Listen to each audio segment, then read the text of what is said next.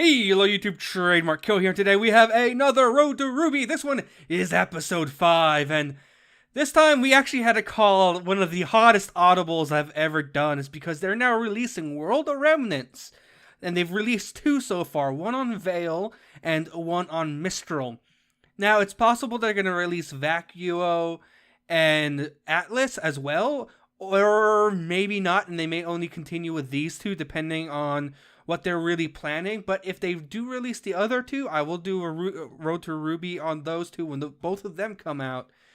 Because I don't think, at least with these first 2, there's not a lot to talk about. So I'm going to combine Mistral and Vale, the first 2 they released, into one video for you guys, just so I'm not cheapening out on videos.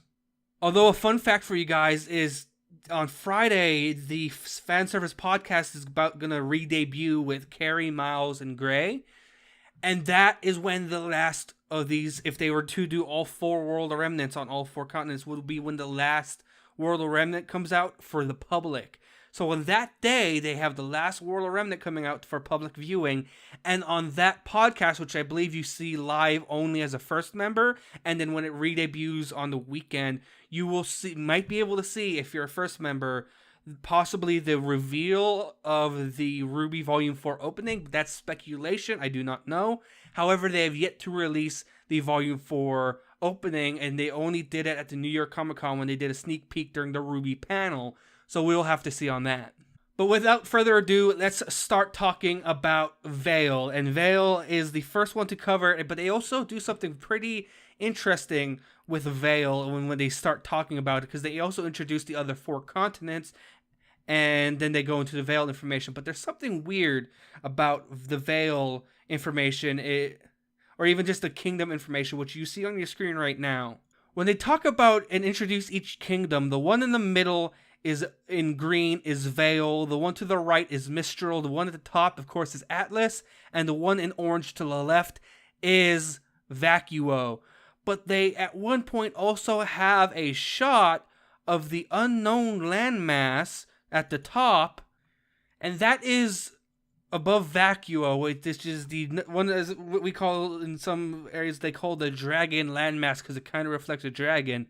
But here's where they do it weirdly, because they actually do the labeling where they show that there's some villages on this landmass, but it doesn't have a kingdom name, or at least that's one that's not mentioned in this video.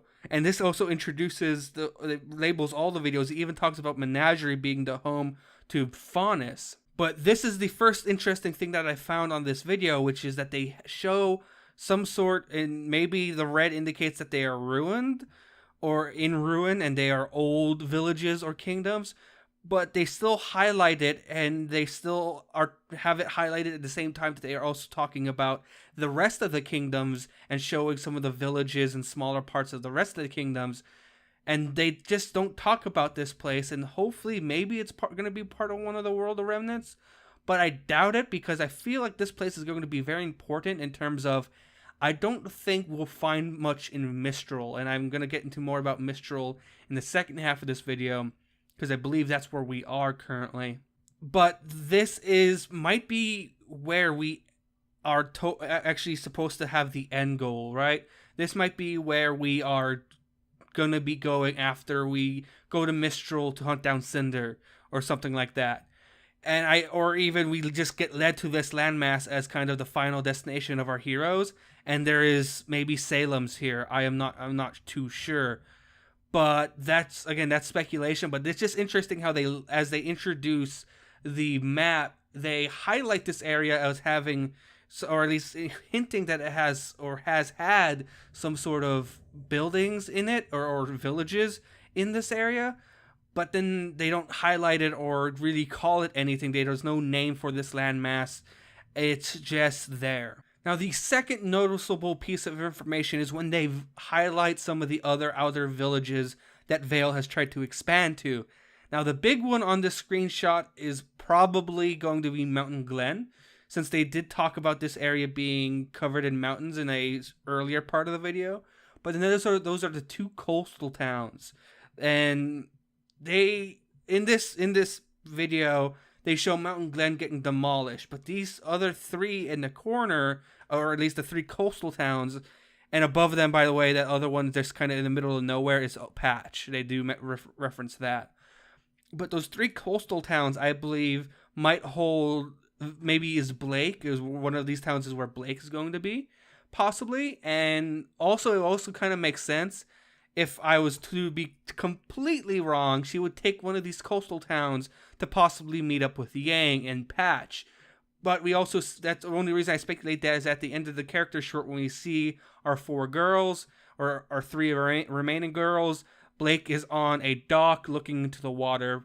But this is kind of interesting because I'm curious and thinking that possibly one of these towns in the coast, or one of these villages, is probably where Lai Ren, or just Ren, whatever you want to, if you just prefer calling him Ren, wanted to go to at the end of Volume 2 when Jean says we'll go to that village another time.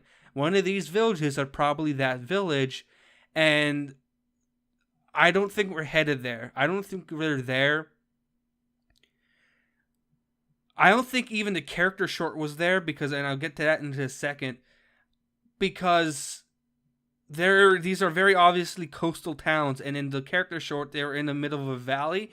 So if anything, we're like to the east, maybe, of Vale, if you still want to talk about us being in the Vale area, which I believe it's called, the continent's called Sanos, or Sanos, which is the continent that Vale resides on, and it's the first biggest land, the largest land, I don't know why I worded it like that.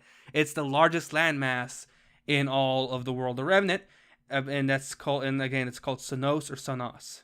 But this isn't, I don't feel this is overly important right now, because I think for the most part we are done with Vale, unless we go back there in a future volume to kind of investigate something, or Crow takes us back to trying to find more secrets that Ozpin left behind. But other than that, I don't think we have too much here to talk about. Although, as I said previously, this was the episode that did talk about the 4 kingdoms, but left that one landmass above Vacuo unlabeled. And these 3 villages, these 3 coastal towns, you see are really, they're interesting, they're cool, but I don't think we're going to be there. And I'm going to tell you guys why in the next part, because this is all we really have for the Vale video portion. So we're going to move on to the Mistral portion of this video. Now, Mistral's here is highlighted in blue, and it apparently has a diverse amount. And if you see, this entire continent is owned by Mistral, and Onum is the name of this landmass that is home to Mistral, and it's said to have a very diverse ecosystem. As you can see, to the north there's a lot of snowy, possibly mountainous. In the middle there's a lot of water in that little giant lake in the middle there that could also lead to some swamps. There seems to be a lot of forest and even some desert in the eastern part, lower eastern part. I guess that's the southeastern part down there of the kingdom, of the continent. It is pretty interesting because a lot of people see this and see it red, and then see the end of volume 3 with Salem and say, oh, she's surrounded in red crystals, that's where she, and consider this it. I don't think so. I think this is just like a desert area or a mountainous area here, and also possibly like a clay mine, because there's a lot of clay bait. It's hard to explain as someone who's not a professional in the ecosystem and the environment, but there are some areas that are made with very hardened clay, and some of that is just red clay or red stone, and that could just be the portion of right here that explains with the coloration. Now, it's described as a very artful place with the upper class, but I have a feeling that Mistral is, because they say it's basically how Crow describes it in this video. It's the home, and if you're not rich, it's very easy for you to become a criminal, and it's almost guaranteed, which kind of tells me is that the wealthy in this area is a huge minority. Maybe 10% of this place can live comfortably. 10% of the population in this kingdom can live comfortably, and then the 90% are left to die or become criminals, or just live however they can and survive how they can. which tells me that this is possibly, if Cinder talking about when she's from Mistral and saying that it's not ideal, tells me she's from the poor side of Mistral, that she is not from the rich. And if she is from the rich, that would be very surprising, and she would have to have some sort of traumatic experience to make her want to change this, because the rich are described as very artful. They're, leaders in theater, in fashion, and architecture, and that's what they are known for, especially the upper class in Mistral. Which also kind of makes me think that we are there at least in the character short, we are in Mistral. Mainly because that's where Crow says our leads start, but also because the odds of them being able to use their scrolls in that situation and talk to each other is very, very, very slim. And it's because of the damage done to Vale and their communication towers. The only thing that you can really dispute this idea with would be that it says local area only on below the scroll, which means they could be connecting to each other through a local network that they set up between their scrolls, which is possible. But even then, they would need some sort of support or some sort of transmission. So I believe that we are in the Mistral area because the Mistral communication tower would still be up and be able to operate their scrolls. Now, to go on and talk more about the criminal stuff, it's very, the main city, how it's described as the main city is very watched, and that's where a lot of the rich preside. But the two cities they talked about specifically where we could be starting our series is Kujinaji and Windpath, I believe is how they're pronounced. And those are, she said those villages kind of escaped the council's eye in terms of the governing body of Mistral.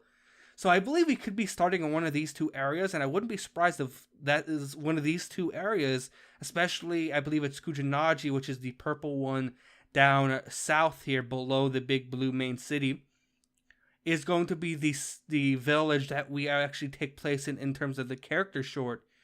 And that brown city, which I believe is Windpass, is maybe where Crow was when he started talking to Yang and Ruby back in Volume 3 about when he was on a previous assignment. So that possibility there would be very interesting if we're in this area. And as I said, I believe we are somewhere near Mistral because we have the access to the scrolls. So really, that's all I have for you guys today, is that these just the kind of analysis of these two videos and where I think each fits in. I hope you guys enjoyed. I know this has probably been one of the least informative World of Remnants, least informative Road to RWBY Volume 4s I've done, but I just, with how recent they were, I felt they were worth covering, calling the hot audible to move some of my videos around to do this. So I hope you guys enjoyed it, and there's a little bit of something you guys could learn. Like, comment, and subscribe, and as always, Chairman goes out. Peace.